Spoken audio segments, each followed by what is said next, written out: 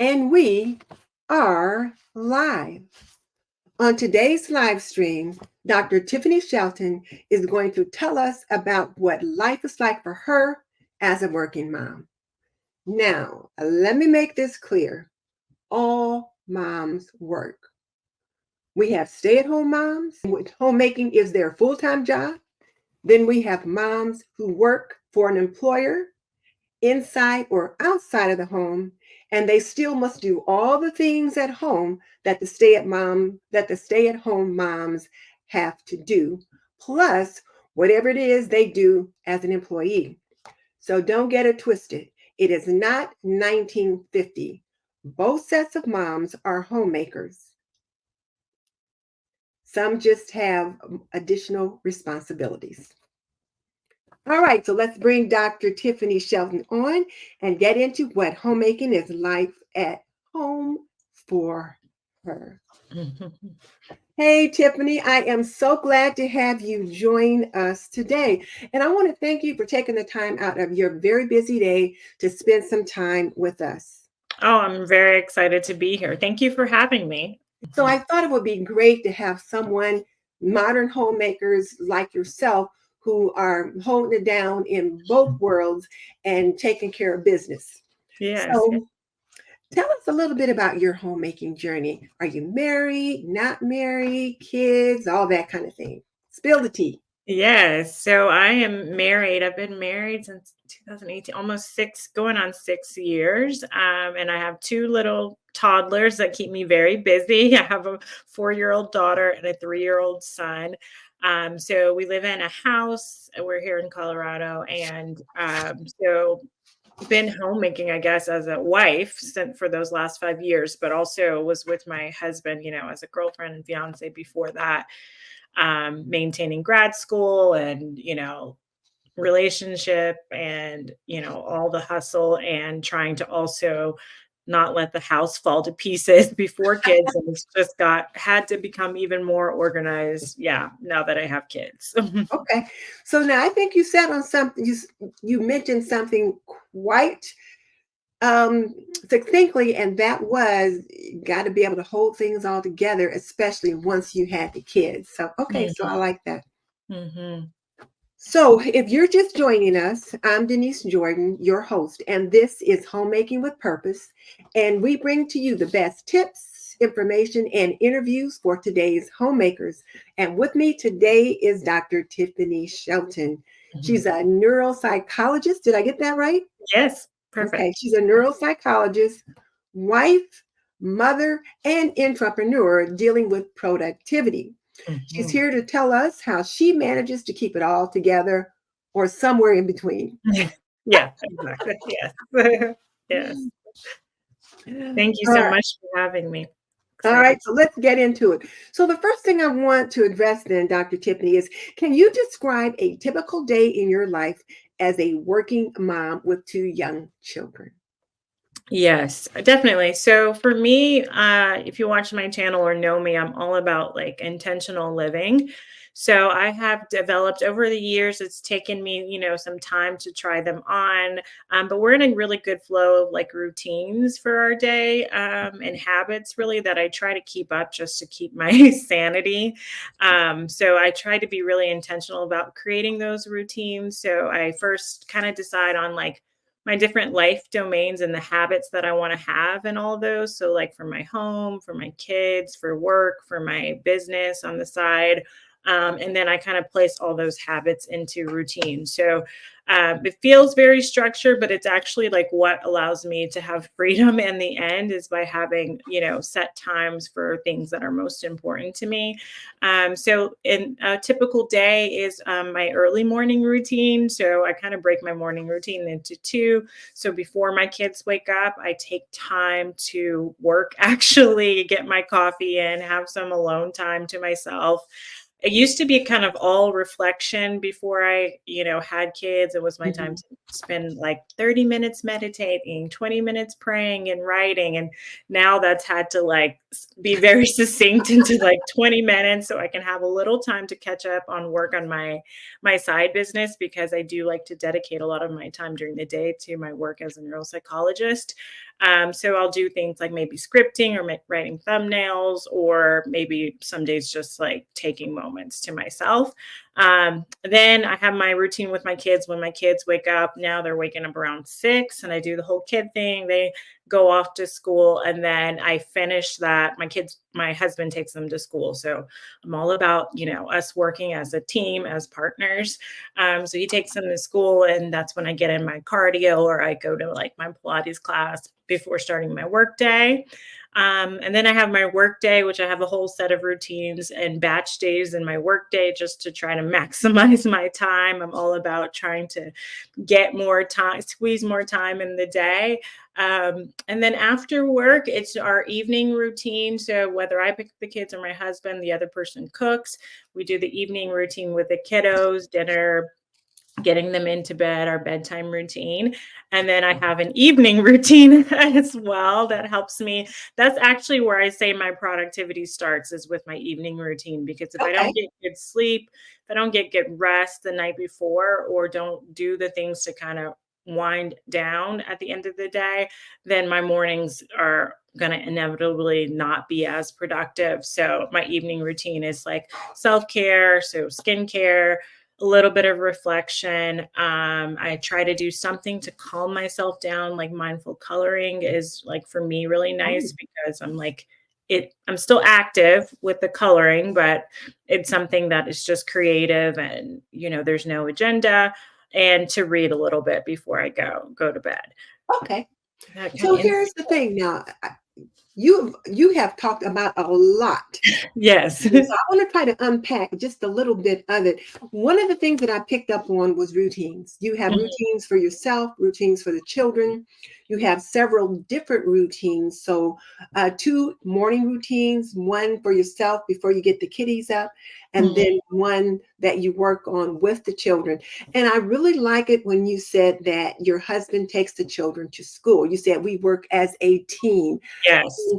That's one of the things that I really see with like the modern homemakers of today, is that they do tend to work more as partners rather than just leaving one person to do it all. And I Mhm. remember I was having a conversation with a young man earlier today, and we were talking about my channel, and he said, "Oh, I'll let my girlfriend see it." And I said, "Oh, back up. Yeah. You need to watch it too." I said, "It is not 1950 anymore, and it is for both of you to manage the home, not just her, because she worked outside the home as well as him." Oh, okay. Yeah. So I'm like, if you both are working outside the home, then the two of you need to work together to manage the home. Right. Otherwise, you're going to have a stressed out, um, Um, exhausted mom and wife. And like they used to say, if mom ain't happy, ain't nobody Nobody happy. exactly, exactly. So And I that will was give the one thing. So I yeah. wanted to address that, your routines. And I really love the fact that you have so many routines. And then you mentioned that the cooking responsibilities. If one cooks, then the other puts the kids Goes to to bed. pick What was that? picks up goes to pick up the kids. Okay. So Mhm. whoever cooks, then the other goes to pick up the kids and that kind Yes. of thing. And you guys share bedtime responsibilities and that kind of thing. Yes, yes. We each take a kid. Yeah. That is helpful. Okay. Yeah, So now yeah. let me ask you about your little ones. So, um, are they, well, let's tell me about their bedtime routine, because I remember you were talking about sleep training when we were Mhm. talking earlier. And that's a new concept to me.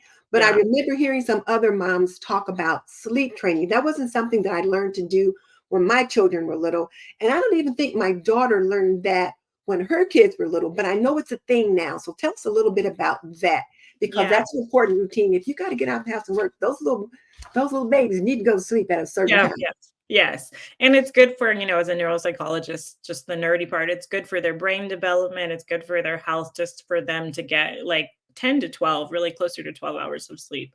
But the way that the sleep training worked or was introduced to my life is I had pretty bad postpartum depression with my daughter, Mm. um, up until she was sleep trained. And that was really the game changer in me being able to get back into my routines as a new mom, being able to, feel refreshed. I really realized how much sleep, my own sleep, was affecting me and them waking up in the night and all those sorts of things. So it was important for me to figure out how to get them on a routine for bedtime and also sleeping through the night. So when they were younger, we did like a sleep training program each when they were like about 5 months each. 5 months old, and basically just teaching them to get into the habit of staying in bed, which they had cribs at the time, and having the same bedtime routine each night. And it hasn't really changed. So we go after dinner, we go up, and what used to be a bottle. So they have now as a dinner, and they go up, have their bath. We get our cream on. My son has eczema, so we do the whole cream routine. And then we read two books and practice their letter sounds. So my son now is doing like learning the sounds of the letters because he's only 3, and my daughter she's 4, is practicing 3-letter words. Mhm. And then after that, we turn on their sound machines or their lullaby music machine, whichever one they want for that night. They get in the bed and they're not supposed to come out. Now, my son, we are having to actually re-sleep train him in the sense that he just moved from like a crib to a regular bed and it comes out sometimes. But the process is the same as like when they were waking up crying in the middle of the night. You just be consistent, you put them back to bed, and then you leave basically and telling them, you got to stay in the bed. And that worked really well with my daughter. I know they have different personalities, but I'm hoping that, it'll work well. And little by little, he's doing the same thing. So yeah, that's really our routine. It's really simple, Mhm. but it works and they're used to it. So even when we go out of town, we do the same thing on vacation as well because Okay. it's used them. Are they picky eaters? Because I hear so many moms talk about their kids being picky eaters today. And, my mom was old school. So it was like you ate what she put on the table. And Hmm. I was like that to a certain degree. And like I allowed them to have one thing that they didn't like. And so I Right. wouldn't cook that thing or make them eat that thing. But other than that, you had to eat what I put on the table. So I hear so many moms today talk about their children are picky eaters. And I wonder, like, well, what are you feeding them? How do you get them started? So are your kids picky eaters or what? I would say not so much now. We definitely have gone through phases. For me, I went through an evolution of used to making them like a separate dinner.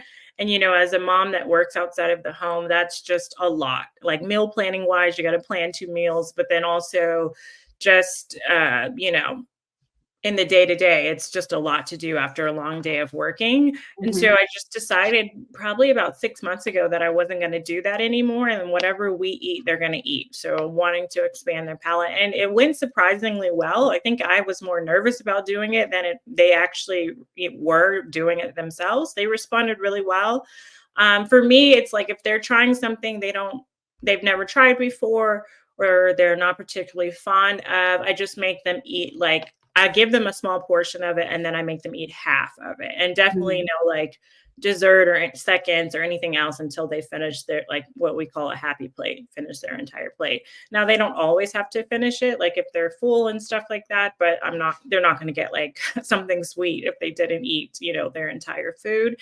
And we always have try at least half. And I think because they're so young, they're conditioned to think that that's just the way it is. We have to. And Mhm. I don't really get a big pushback on that. At least I haven't so far. Uh, Okay. One of the things that I would do, or and I've heard other moms do, is say you have to take 3 no thank you bites. So at mm, least take 3 bites to give them an opportunity to like get it on their taste, tongue, in their mouth, yeah. and because sometimes kids have a problem with different textures and things like that, particularly when they first introduced to a food. I know my youngest son ate a lot more. His palate was a lot more varied than my 2 older ones, but they're 8 years apart Mm, and we were eating a lot different things then by the time he came along. So whatever I was eating, he wanted to try it. yeah. So, Yeah. Yeah. yeah. That's good. I like that. The three no thank yous. It's very similar to just like half of what, Mhm. just like getting it, And then they a lot of times end up loving it. Like my daughter loves mushrooms now, and that used to be something she was like only licking before. Yeah. Okay. All right. Let me just see. We've talked about your routines with the children, getting them to sleep. We've talked about eating. Um, we mentioned your daily routines and the importance of that. So I think I'll take this opportunity to just do what we call a pause for the cause. And I will just say to my homemakers out there, if you're feeling overwhelmed and unsure, and you want individual help or mentoring to tame the chaos in your home, I invite you to sign up for my individual coaching program. And you can do that via my Patreon channel. And that is here. And I will put the links in the description box, but you Right. can go to my Patreon and then sign up through the membership link, and then you'll choose either the Bella or the Novia tier. And oh,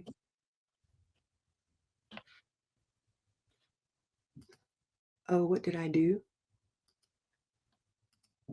Oh, for a second there, I thought I had cut everybody off because No, I was I'm getting still known to here. do that. Yeah, I'm still here. But you can sign up for either the Bella or the Novia tier. And I'll put the links in the description box. So, okay, so we're going to get back into the conversation. That's so great that you have that. I mean, to be able to. People used to ask if I did individual coaching, and I just thought, no, I don't. And I finally decided that this year, my goal was really to be of service. And I thought, Mm, okay, then I need to do that. So I opened that up and I created some additional slots so that I can be available to do that. So, yeah. that's awesome. Mhm. Yeah. So that's my new program for this year. Okay. So, what did your weekly homemaking routine look like when it comes to cooking, cleaning, and laundry? Very, very hot topic. So cooking is pretty straightforward. It hasn't really changed much. I do my meal plan when I plan my week. So I have a planning routine on Fridays that I do. Sometimes I do it on YouTube Live, sometimes just by myself, where I plan out like my task and all my to-dos in my paper planner. And Mhm. then right after I do that, I do my meal planning. Now, I'll admit a lot of the weeks, the meal plan just stays the same. I usually only change it when we get sick of like a recipe or the seasons change. Like, we used to do a lot of pot roasts and stuff in the winter and winter soups. Now we're moving into summer. So changed out some of those. Mhm.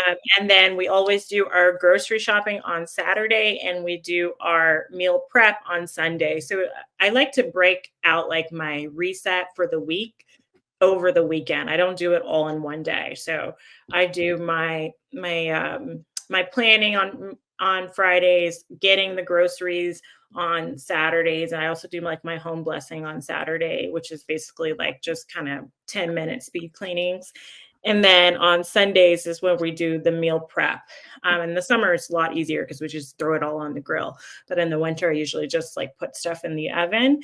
Um, and Let so me I ask also you- let me back up just for a second. So you're talking about on Saturday you shop. Are you ordering your groceries in, or are you as a family going and picking out the groceries? In the winter, we go and pick it out because it's something to do to get the kids out of the house. But in the summer, they're so busy and active, like they're outside or at swim lessons or something.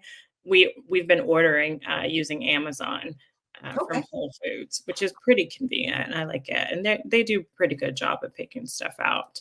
Okay. Um, and then that's when I kind of do like I try to maintain my cleaning throughout the week, just making sure things aren't cluttered. Like I like to have like my flat surfaces clean and decluttered. Countertop. Yes, Countertop. yes. Yeah, I gotta ask the pro for the names. Yes. And it's amazing how mentally that just keeps you clear too. Then on the weekends, I'll do what I can of my home blessing. I have like 6 things that I try to get done, and usually about 4 or 5 actually get done. Um, And that's and okay. then I also set out the kids' clothes for the week on Sundays. That makes life so much easier, not having to, think throughout the week, what are they going to wear? What am I going to pick out for them? So I do that on the weekends as well. And then laundry for me has evolved.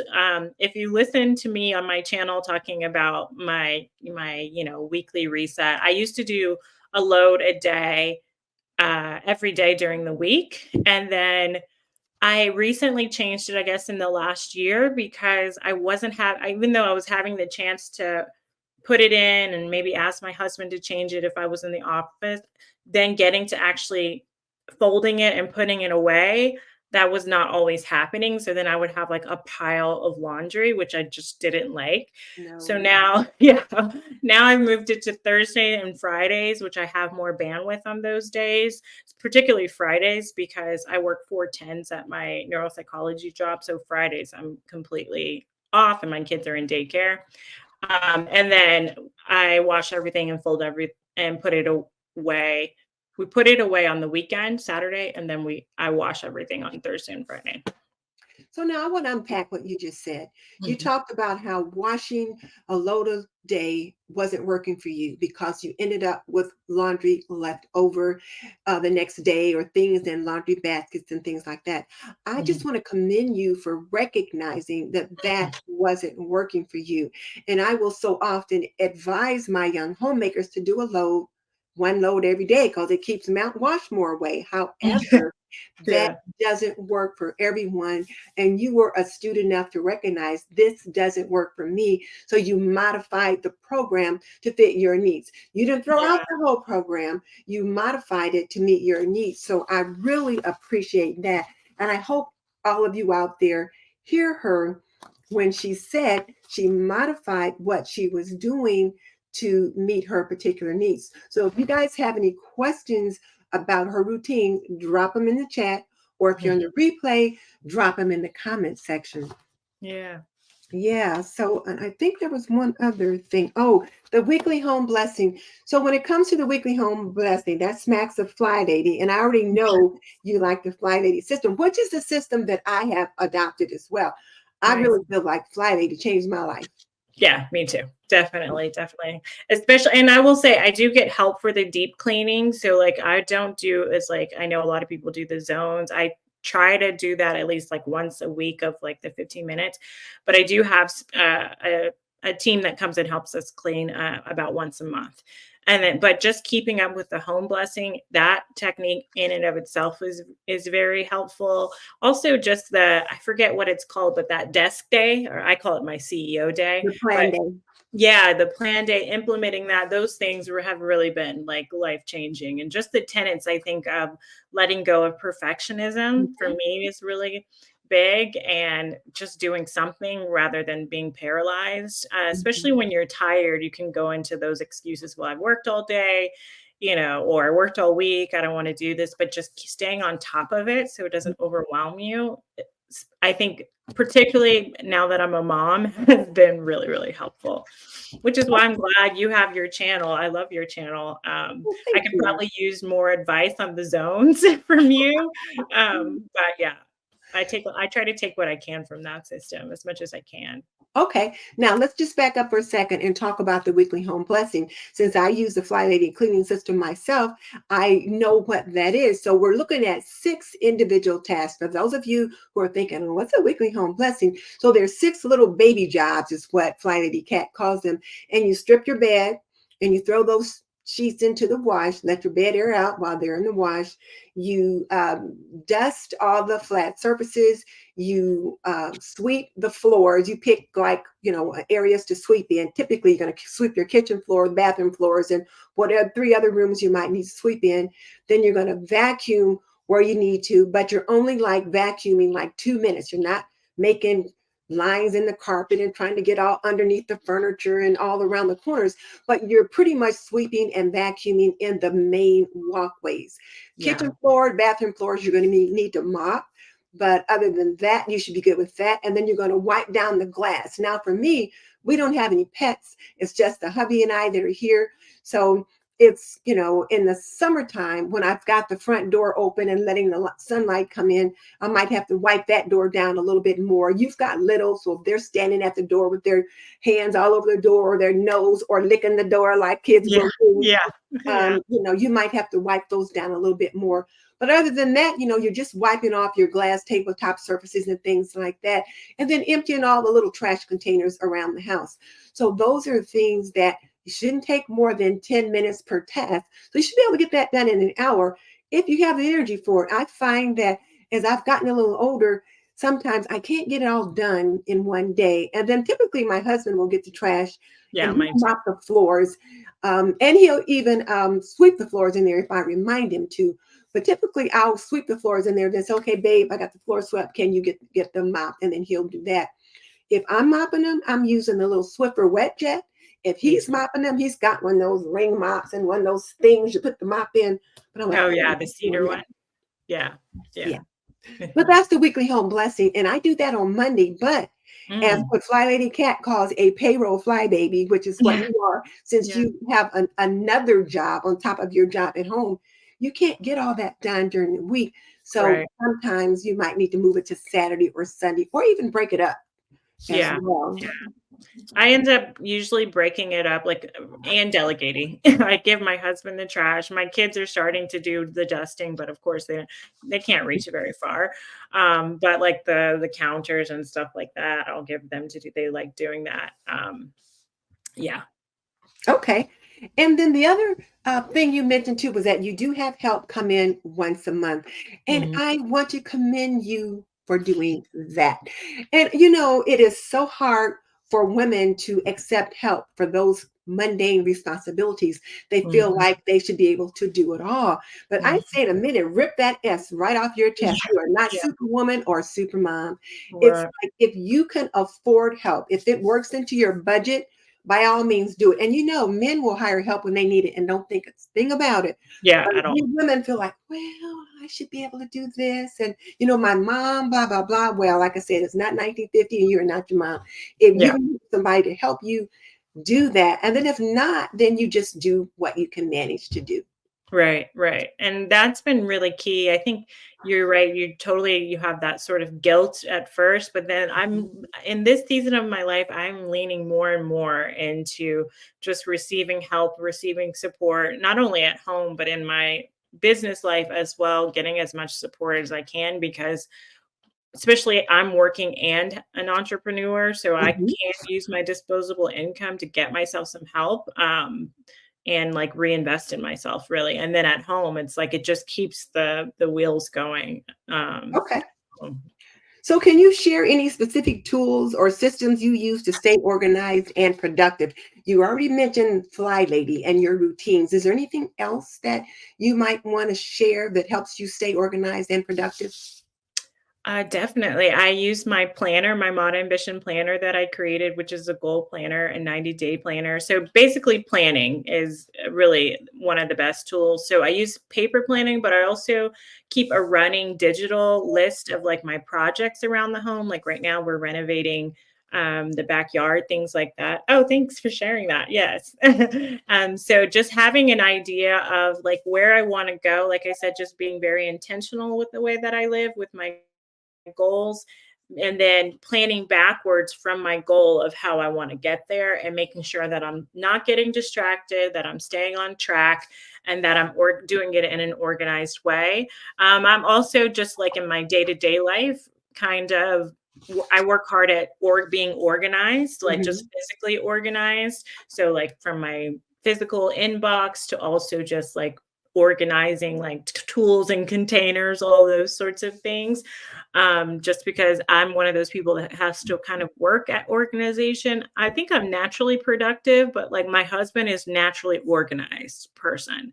And Okay. I'm more of a person that I have to put intention around it and effort into doing it. So Okay, so I'm going to ask you to tell us a little bit about whether or not you have any tips for other working moms who might be struggling to balance their various responsibilities. And I'm going to ask you out there who are watching, if you're here or if you're on the replay, What are your struggles? What are your struggles in trying to balance work and home? Or if you're home full time, what are your struggles trying to stay on top of things? And while you guys are putting that information in the chat, I'm going to let Dr. Tiffany share just a couple tips that she thinks might be helpful for you. Yeah. So I think the biggest thing is when you are working outside of the home as well as working in the home is really realizing you can have it all, but it doesn't have to be done. You don't have to do it all, and it doesn't have to be all at once. So not Mhm. doing it all means getting support or maybe delaying things for a different season of your life, not putting so much on your plates, putting so much pressure on yourself, being willing to ask for help, and putting boundaries on your time and on what you can do with your family members or your significant other is really important. So that's the sort of, you don't have to do it all, and then not all at once is just really respecting the season of life that you're in, especially like if you're in the newborn stage. I mean, I'm coming out of that. It's so rough as far as just being able to do anything outside of taking care of those little ones and really respecting the season that you're in. I know some women are working outside of the home and also taking care of like parents or caretakers. So really thinking about like, where am I at in my life right now, and how can I have grace for myself and grace for this season, um, without putting too much on your plate. I think is something that, especially if you're really ambitious, that we don't always think about because we have all these goals, all these things we want to do, but really slowing ourselves down sometime and reminding ourselves that we are doing enough and kind of giving ourselves grace. I think the most important thing you said today has been to give yourself grace. Because we Yes. can be so hard on ourselves and we think about all the things we didn't get done, but Mhm. sometimes we overlook the things that we did do today. Yeah. So I Yeah. want to make sure that all you homemakers out there heard that she said it is important that you give yourself grace. The other thing that I want to unpack is you said you can have it all, but not necessarily all at once, Hmm. and that you don't have to do it all yourself. So that it's important to set boundaries for yourself, to set boundaries with your family, so that you can get the things done that you need to do, but also to ask for help. Yeah, definitely, definitely. And that can look at many different ways. It can be like hiring help, but it could also be like asking family members for help, extended family, or your children, your husband or partner, however that looks for you. Um, we can figure out ways to be creative just depending on what resources you have. Like for me particularly, I don't have family close by, so I do value maybe not spending so much money on certain things and putting that money into like a babysitter just to like go on a date night, just refreshing myself and really valuing rest and resetting, like Mhm. having that expectation that you're not perfect. There comes that grace, and there are going to be moments in life that you fall off your routine or you fall off your productivity, because we have so much to balance when we're working outside of the home, and just having a kind of system to get back on track and remind yourself of what's most important. So really prioritizing in your life what is most important right now in my life. That way you can come back to that during those times that life just gets chaotic and you fall off track. As they say, when life be lifing. Yeah, when life be lifing. Yes, exactly. Yeah, my daughter says that a lot. When life be lifing, or life is lifing. You Mhm. know, one of the things that I think too is that I tell my young homemakers, when life gets crazy and you're completely overwhelmed or you've fallen off your routine, and just step back into where you are. Don't try to Mhm. go back to the beginning. Don't try to play catch up, but just step in where you are and move forward. I And love then that. doing that allows you to feel productive and to get some things accomplished. And then whatever you didn't get done, it's going to come around when you get to the beginning of that routine again. Yeah, yeah, I So, love that, I love that. It takes away the pressure of trying to catch up and feeling, right. like, stuck because you have so much to catch up on, whereas Nope. if you just start where you were, and Just that's start right where you are. yeah, I love that. One question that I often get from my young homemakers is how to involve their young children in homemaking tasks. So I heard you say that you have your littles maybe dust a little bit, but Mhm. is that the first task you started with them, or is there something else you have them do? Because you said 3 and 4, they're still kind of little. They're little. I think it's more for me trying to instill like the foundational habits of certain things. So the big thing for them is everything has a place. So Mhm. when you come home, your shoes have a place, your backpack goes in a certain basket. They know where that is. They have a cubby each for their shoes that they can go put in. Um, their jackets, they have I put hooks down low so they can reach it to like hang up their little jackets. Their toys, all their toys have a spot in place as well. So just knowing that there's a foundation of everything has its place, and also those like little bitty habits, like after they're done eating, now they can't wash their dishes or anything, but they can carry it back to the sink and put Yeah. it on the counter, and or put it in the sink. Those kinds of things, just like I'm making big efforts to instill in them that I'm not the one that does everything. Like you can do this, and they love it. They love like being empowered and putting around away their little stuff. So And I like the fact that you said they love being empowered because you are empowering them to begin to be able to take care of themselves down the road. It's like right, you begin to teach them these little habits of home keeping when they're very small, so that when they become teenagers and young adults and they go away to college, they have some basic skills to fall upon. And I think the other thing that you said that is so important is that, I'm not responsible for everything. Mom is not the maid. yeah, Mom is like the CEO of the house, but right, she's not the maid. And we all work together to make and keep this home. So I mm, like the fact that you said, even though they're 3 and 4, they can at least carry their plate over to the counter right, right, or something like that. So yeah, I'm glad you're doing that. And then when it comes to laundry, I know one of my other young homemakers, she said she would have her little ones would maybe help fold the socks, match the socks up, or yeah, maybe fold washcloths, or they love sometimes that.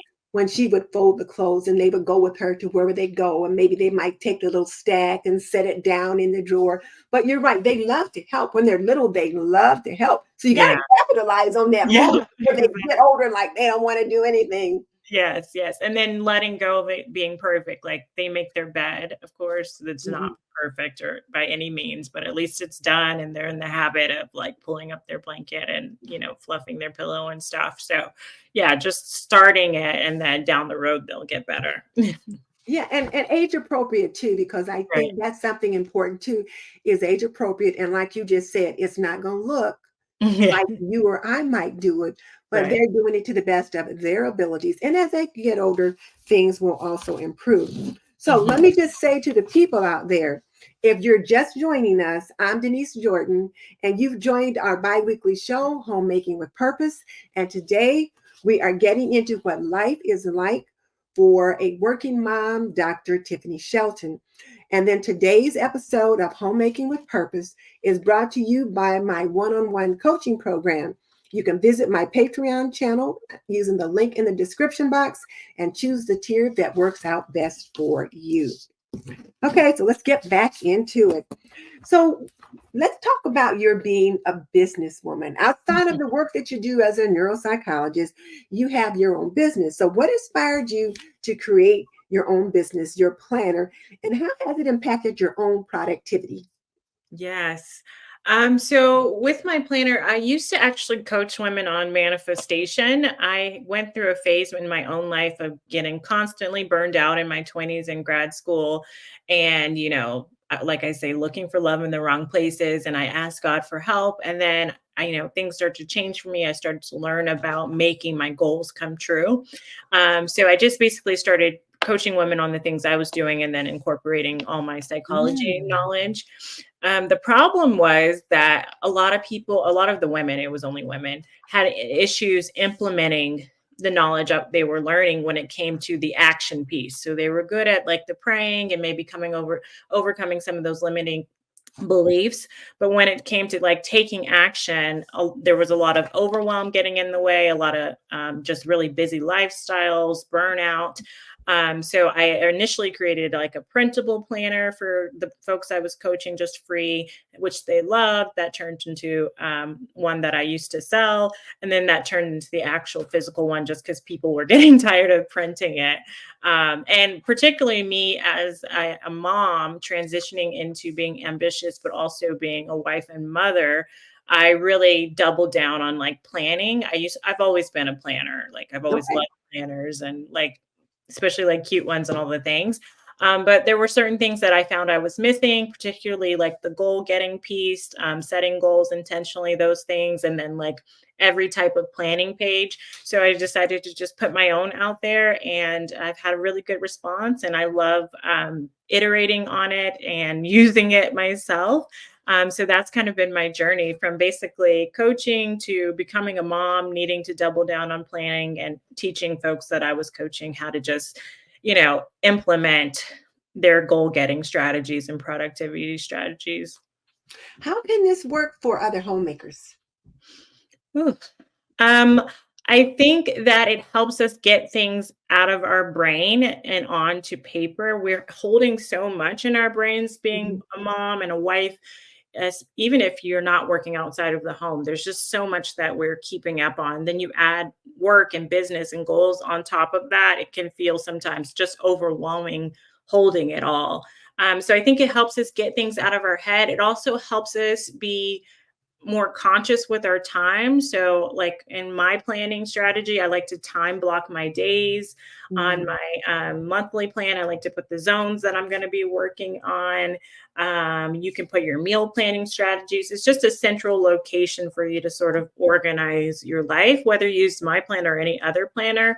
I think it's good to write it out. Like, even if you use a digital calendar, to also have a space that you can just, whether that's a notebook or a planner, get things out of your head, but also say, okay, today is my, filming day, or today is my, report writing day or laundry day, whatever the case may be, and really put boundaries around your time and be able to keep those promises to yourself that you're setting out, intentions to do. I like that. And when my daughter was on the show a couple of months ago, and she talked about working from home and different things to kind of help with productivity at home. And one of the things that she said, and it kind of stuck with me, was that you need to direct your day. Love You that. need to direct your day so that you decide what you're going to do today. So get those things down in your planner, the time blocking and all of that. You decide what you're going to do when, and that'll be a way to Stay on help track. you be able to do that. Yeah. So I like that idea. So as I showed earlier, ladies and gents, the planner is available in Dr. Tiffany's on her website. And let me just pull that up right now while we're talking about it so that I don't forget. Yeah, yeah, go ahead. And I will say I like setting intention for the day, and I think it's also helpful to go back at the end of the day when you're winding down to look at, did I actually get done what I said I was going to get done? So, yeah, that's my YouTube channel. Yeah, it's right there at the top. So here's Um, the YouTube channel right here. And yeah. then right here at the top is your Modern Ambition Goal Planner. And they can click there and Yeah. come to it. Yes, yes. Okay. And on the daily planning pages, I have a section where you can check off, did you actually get done what you time blocked for yourself that day? You can do that by yourself in your own planner, but just taking that time to say, am I actually doing what I set out for myself? Am I being realistic with what I planned for myself? Just being more aware of how long things actually take. And then kind of thinking about what's getting in the way if you're not able to get done everything on your that you planned out for yourself, so that way you can kind of take some lessons from that as well. So being intentional and then going back and kind of iterating on what's working and what's not working. Okay. One of the problems that I have, and I was talking to Fly Lady Cat earlier today, and Oh, she nice. pointed this out, and it was like, I always underestimate how long things are going to do. So I was telling her that I had a problem with finishing the process for this one particular task. And I had just mentioned that I was just so tired by the time I got done working on the task that I had been cleaning out my pantry, and I put the jars, some of the gallon sized jars in the sink that I needed to wash while I was cleaning out the pantry. but I worked in there longer than I intended. And I was so tired. I thought, well, I'll just do that later. And Mm, then later became the next day. And right. then I thought, okay, so I said, Denise, you didn't finish the process. So when I was talking to her today, she said, so why didn't you finish the process? I said, well, I guess I just I just did more than what I intended to do. She says, yes, it took you longer than the amount of time that you had assigned. So, Hmm. yes, that's one of the Yeah. things that I do. And so, even when I try to time block, sometimes I will underestimate how long things are going to take. And I ought to know by now, it always takes me longer than I think it's going to.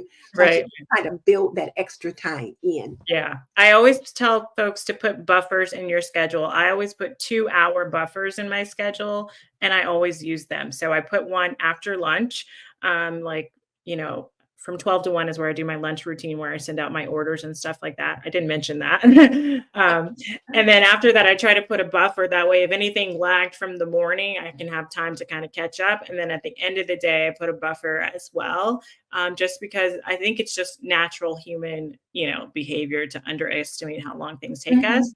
And then I always also tell people to do a time audit. So, like for instance, even though like one type of YouTube video for me will take a certain amount of time to film, there are other types that take much longer. So in my head, sometimes I'm thinking, oh, I can knock out like 4 YouTube videos filming one day. But then I realize one of those is a how-to video where I want to kind of really stick to my script. And that takes me much longer to film because I also want to get B-roll and all those sorts of things. So really like the more I have like a little journal where I just kind of write down how long things take me, how long it took me to like mm. fold all my clothes, how long it took me to write a report. That way I can be a little bit more realistic. And then those buffers help me as well. I like that idea of actually writing down how long it takes you to do things. Then you're really more self-aware of how long a task is going to take. So I really like that idea. Mhm. Okay. Um, my next question had to do with your husband and how big a role does he play in helping you manage family life? I know you said he does help. He drops the kids off. You guys take turns picking the kids up, and then Mhm. you take turns cooking, that kind of thing. Anything else that we might want to encourage other homemakers to train their husbands to do? Yeah. My husband, I think, is particular like, I see sometimes, like, on Instagram or TikTok, people complaining about, "Oh, my husband, like, if I'm getting the kids ready, my husband's just sitting there while I'm doing all." That's not my life, and I could not live that life at all. My husband's actually the more organized person, so, um, I'm probably the one that needs to do a little bit more. So he helps me in every aspect, but he's French, so I don't know if he's just, like, different culture. He was also raised by his father only, so Oh. he grew up seeing men do everything. Um, so we share in everything. He helps me put the kids to bed, bath, cleaning, laundry. Um, yeah, pretty much like closing down the kitchen at night. We take turns Mhm. doing that. He brings me my coffee in the morning and my like I nighttime. love it. Yeah, he's good. I don't want him to hear me. I don't want him to, like, get too proud of himself, but he is really good with just sharing and seeing us as equals as far as, like, the homemaking stuff, even though, like, financially, he's also, like, the breadwinner. Um, yeah, he doesn't see us as different just because he's a man that he's gonna do less around because he also sees how hard I work, so he knows that we're both tired and we just gotta get this stuff done. Yeah. I like that. And I think one of the things that I've learned too is that some of the things that you want them to do, you need to set the expectations early. Yeah. And I remember my mom did give me a lot of advice when I got married, but the one thing she said that I never forgot, she said, don't start anything you don't intend to keep up the rest of your Mm, life. I love that. Yeah. Because and when I look at it in retrospect, it's like if you spoil them early on, they're going to expect certain things always. And there may come a time when you can no longer do some Mhm. of those things, Yeah. but also you may have some expectations. And you're going to laugh at this, but when I was a girl, granted it was in the dark ages and we still lived in, wood houses with wood burning stoves. Now you know I'm joking, right? Yeah. But when I was a girl, we had to do everything for our dad. So when it was time for dinner, dad would go and sit down at the table. Oh, wow. And we would bring the bread, the butter, the salt, the pepper. We'd bring his plate and sit it there. We would be skirting around, bringing everything. And I thought, when I grow up and I get married, I ain't fixing no plates. I am Yeah. not doing this. Yeah. And so when I did get married, and it was just my husband and I, and we had this little tiny apartment on this hill in Bloomington, Indiana, close to IU, where we were both in college. And I did not start that habit. We would, the food would be in the kitchen. We would fix our plates. We would sit down together, that kind of thing. Same. And one day, my mom and dad came to visit. And my dad went and sat down at the table like he always did. And I Yeah. was running around bringing stuff to him. And my husband looked like, oh. What are you doing? So he went and sat down at the table. Oh, wow. And I was like, this man has lost his mind. So I had to bring his plate, that kind of thing. Yeah. Years later, he still talks to his brothers about King Stewart. And like my dad was Stewart. He called my dad Mr. Stewart. He called him King Stewart. Like, this was my table. Yeah. You're just sitting down. And he laughs now, and I laugh now. We laugh when we talk about it. But it was just funny how, that was one thing I didn't want to do. So we didn't. And then when he saw me doing it, he's like, well, wait a minute. Yeah. Is this how it's supposed to go? Yeah. But no, when I look at things now, it's like, I'll fix him a plate now, and I think nothing of it, or he'll fix one for me and think nothing of it. It's like we reciprocate things for each other. And as I've matured in my thinking and in relationships, he has also matured. And so it's kind of like we serve each other, and we certainly worked together when the kids were little because we had twins. Ooh. Our first babies were twins. And so we had to work together, getting them out the door and those kinds of things. Okay. Yeah. Well, I'm glad you've got a good guy. And I must admit, I do too. Now, nice. I'm downstairs, so he can't. Yeah, exactly. Yeah. I did feel blessed with that. Definitely. So those of you who are out there in the chat, or if you're on the replay, let us know how your husband or your partner helps you in your responsibilities, or what you would like to be different. Because one of the things that I would say when I would talk with my young homemakers is that, what happened in his first family. And when I talk about the first family, it's the family they grew up with. So your husband's first family, he saw his dad doing everything. So he didn't see it as a big deal.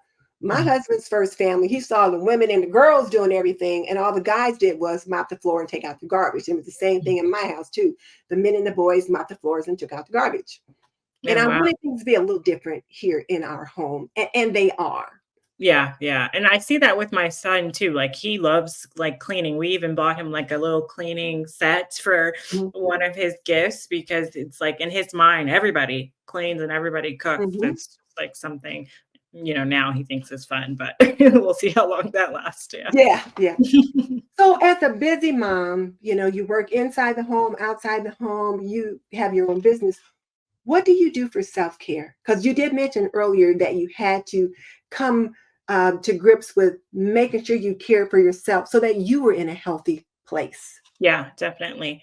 So for me, my word of the year is wellness. So I'm actually a very naturally productive person. My work is actually to chill, sit down somewhere, and I have to be intentional about resting and, making sure that I'm reminding myself that my worth is not dependent on how good my house look. My worth is not dependent on my achievements in life. I'm just good enough just being who I am, and I deserve to rest. So I try to be intentional about that. I have my reflection work that I usually do at the end of the night with my devotional journal that I got recently. Or before that, I was just doing typical journaling and using my devotional prayer book. I also attend therapy every other week, and just have time to process anything that comes up, which I try not to skip, and just be intentional about going. I also have my physical self-care. So my cardio, which is usually walking, and then 2 times a week I'm doing Pilates, which is, down the street from my house. So I try to plan that out at the beginning of the week. That way I don't have any excuses, because I booked it and I'm not going to skip if I paid for it. And then, yeah, at nights, just trying to like allow my nervous system to calm down with like the Mhm. mindful coloring, the reflection work, my skincare. It's like self care to me. Oh. Yeah, and on the weekends too, I like to, and I've talked to my therapist about this, just dedicate time because usually on my kids' naps, I would work. I would Mhm. script, I would, make thumbnails, sometimes even film, or because my YouTube channel is really important to me, or, my newsletter.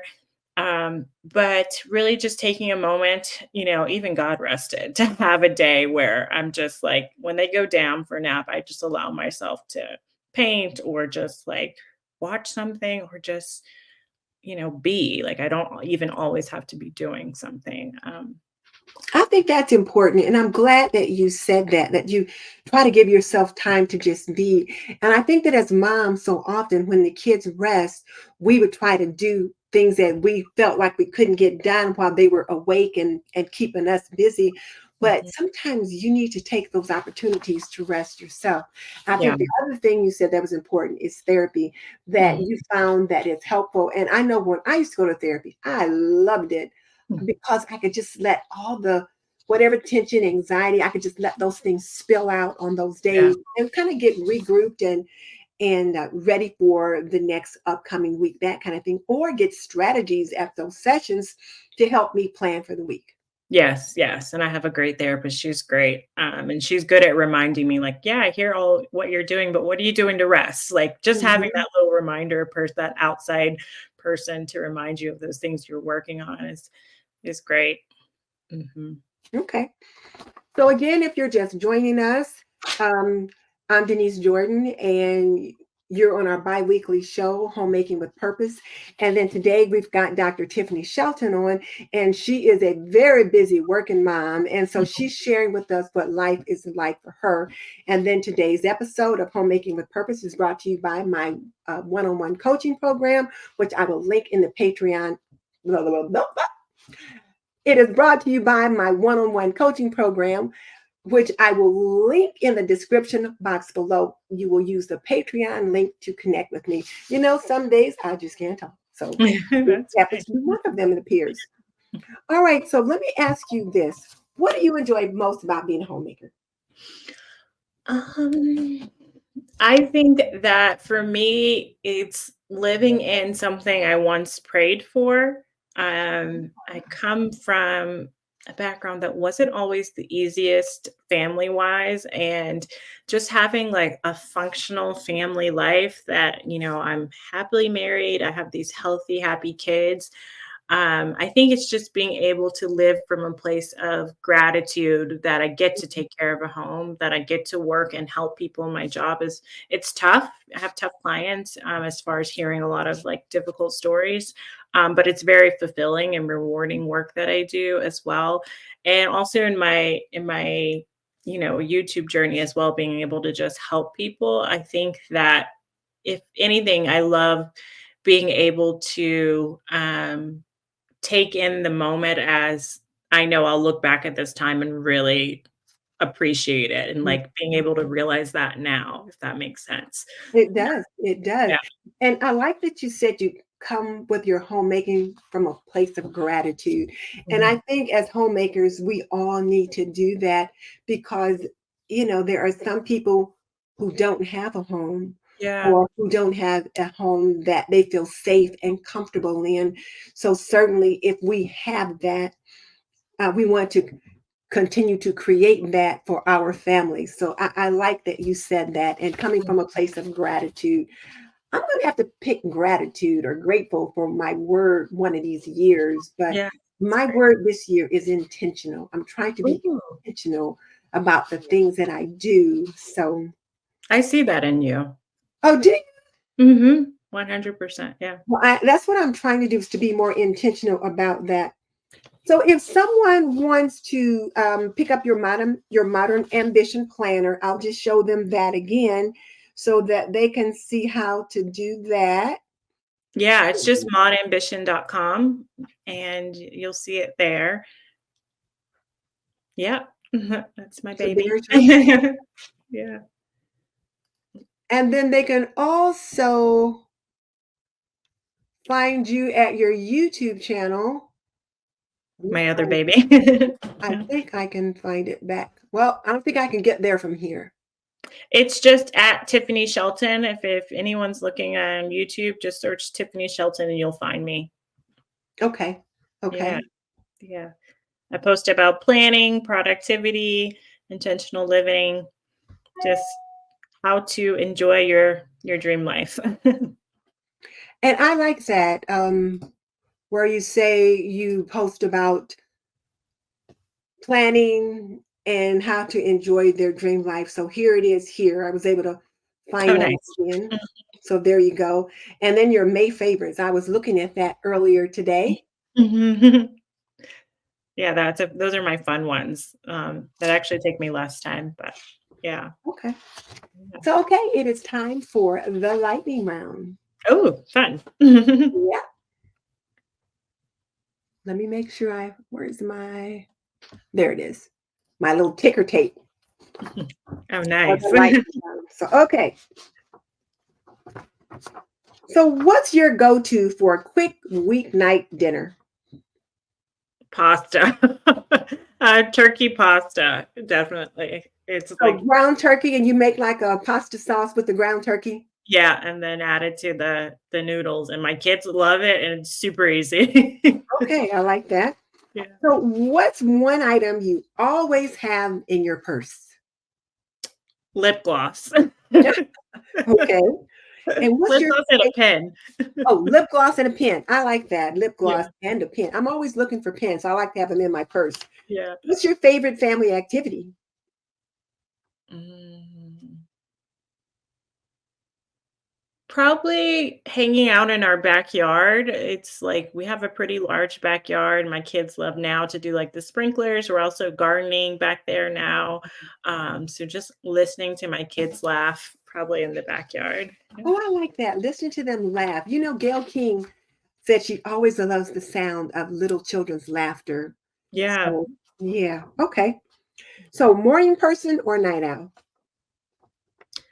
It depends on the season of life. Right now, morning person because it helps me get more things done. Candlelight or moonlight? Oh, moonlight for sure. Athletic light or Bud Light? I'll say athletic light because I don't drink anymore. Okay. So, for those of you that are like, what is athletic light? But it's a non alcoholic beer. Yeah, I love those, by the way. Okay. I know that. Yeah. Work bag or backpack? Work bag. I have a lot. Okay. A Disney family cruise or Virgin adults only cruise? Virgin adults only. I haven't had a vacation without my kids yet. We're doing it for the first time in September, so I'm excited about that. Okay. All right. Queen Charlotte or the diplomat? I don't know who that is. You've not watched Bridgerton on Netflix? I haven't. You haven't seen any of it? No, I don't watch Then that they much. had a series about Queen Charlotte, who's like the queen in the whole Bridgerton series. You've got to watch it. It's amazing. And then The Okay. Diplomat is another amazing series on Netflix. Just amazing. Okay. Oh, so they're two different shows. Okay. I'll Two check them different shows. Got to check them out. They're series. And do you want to get your pink back or find your groove? Can I do both? I feel like I'm starting to already get my pink back, um, which is such a blessing, and I'm loving this for myself. But I think I could also move into getting my groove. What did you say? Getting my groove? Yeah, Yeah. good. Finding your groove. Okay. Finding my groove. Yeah, that sounds good too.